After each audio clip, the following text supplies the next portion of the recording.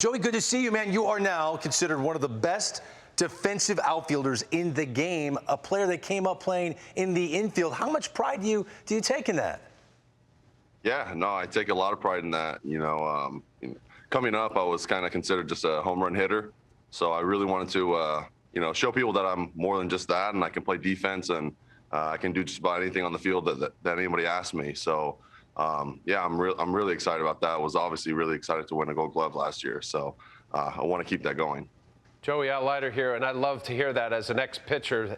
Defensively, obviously, both sides of the ball. But I want to get a little further deeper into, you being a home run hitter, obviously, because when you connect and you barrel it, you can hit it as far as anybody on the planet.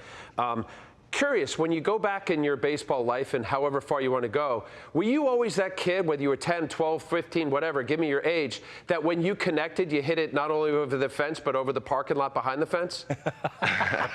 Yeah. I don't know why. Ever since I was little, I hit my first home run at 8 years old. I still remember it like it was yesterday. But I always could hit the ball farther than most people. I don't know what it was.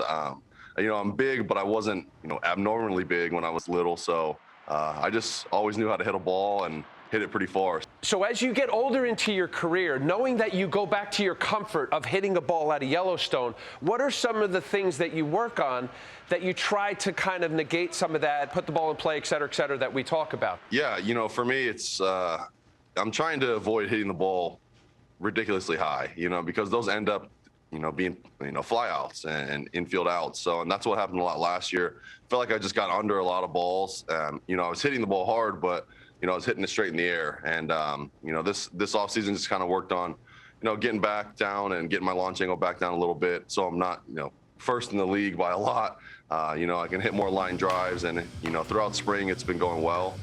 So just in BP, in the cage, I'm just working on, just backspinning line drives up the middle and stuff like that. So into the game, those come out as line drives and end up being home runs instead of just those routine fly balls. Over your career, Joey, you faced some intimidating guys, but I can't imagine showing up to the door and facing Mad Dog Greg Maddux when you took his daughter to prom. I mean, was that intimidating or what?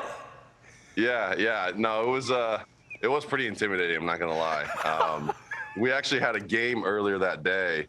And I pitched and I threw a no-hitter that day. What? And then I ended up going to prom later that night with Paige Maddux. So it was an interesting day. It was really fun.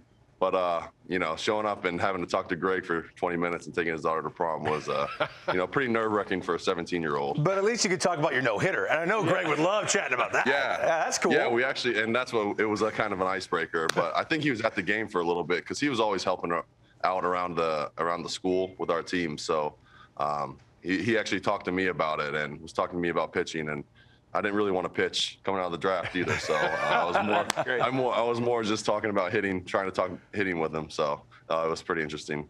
Joey, it was great catching up with you. Great. Have a terrific 2021. Yes. We'll be watching, okay? Yes. All right. Thank you guys. Appreciate it. All right, Thank man. you.